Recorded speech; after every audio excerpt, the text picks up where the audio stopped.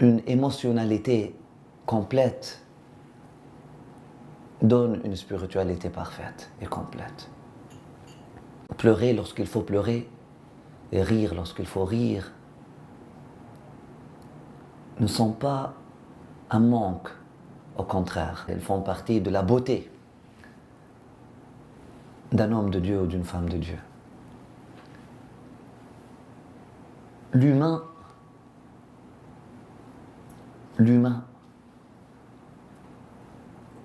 d'ailleurs, est la chose la plus importante ou l'aspect le plus important dans la vie d'un homme de Dieu.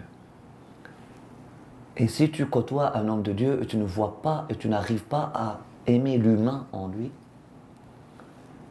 tu n'as rien connu de lui. Parfois, les gens, lorsqu'ils côtoient des hommes de Dieu ou lorsqu'ils parlent des hommes de Dieu, comme Jésus, comme Moïse, etc., ils parlent d'eux comme des êtres extraordinaires. Seulement. Et ça devient juste un mythe, ça devient juste un pouvoir ou une puissance divine. Donc, leur relation et leur interaction, ces personnes-là, seraient entachées par cette perspective-là et seraient nécessairement utilitaires. Voilà. Le prophète, c'est quelqu'un qui accomplit des miracles si j'ai besoin. Le jour où il n'accomplit plus de miracles, donc je vais le laisser derrière.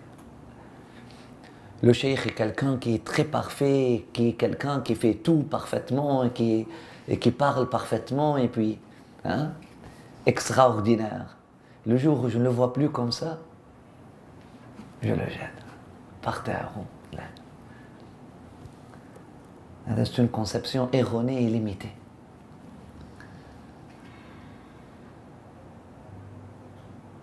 Le maillon le plus sûr, le prophète sallallahu alayhi wa sallam dit, pour garder sa foi, al-hubbu fillah, c'est l'amour en Dieu. Le maillon le plus sûr pour garder sa foi, c'est l'amour pour Dieu. Et qu'est-ce qu'on aime pour Dieu? L'humain. L'humain. Les larmes, les sourires. Une relation humaine saine. C'est ça l'amitié. Et c'est ça la fraternité. Si Allah subhanahu wa ta'ala te met à côté de quelqu'un qui se réclame du divin, assure-toi d'avoir une relation humaine saine avec lui. Subhanallah, on voit que les compagnons qui ont bénéficié le plus du prophète sallallahu alayhi wa sallam, les femmes comme les hommes, étaient des gens qui l'ont côtoyé dans sa dimension humaine. Ses épouses, celui qui a dormi dans son lit, celui qui l'a accompagné dans son voyage du désert, celui qui l'a servi, celui qui préparait sa nourriture, celui qui le réveillait chaque matin, celle qui était là pour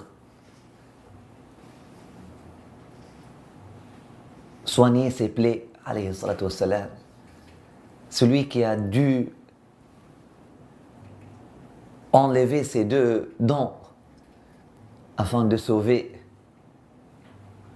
la vie du prophète sallallahu alayhi wa sallam, etc. On voit aussi que l'aspect humain est très très très présent dans la da'wa du prophète sallallahu alayhi wa sallam.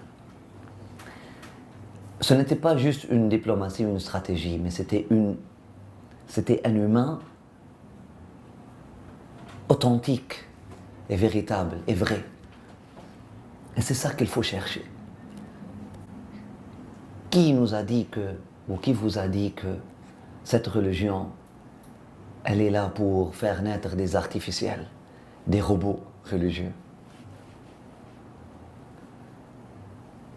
On pleure avec ceux qui pleurent et on est affecté par ce qui les affecte. Pas parce que on n'a pas confiance en Dieu.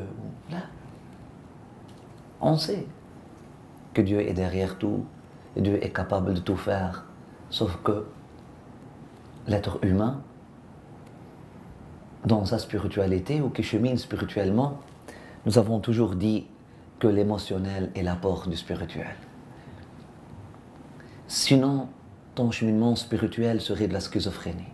Si émotionnellement parlant, tu n'es pas évolué, ton cheminement spirituel serait de la schizophrénie. L'utilitarisme serait de l'orgueil, serait un cheminement vers soi, un cheminement vers une image de soi. Et ton rapport avec l'autre serait un rapport avec l'image de l'autre. Ton rapport avec le prophète serait un rapport avec l'image du prophète. Et ton rapport avec le cheikh serait un rapport avec l'image du cheikh.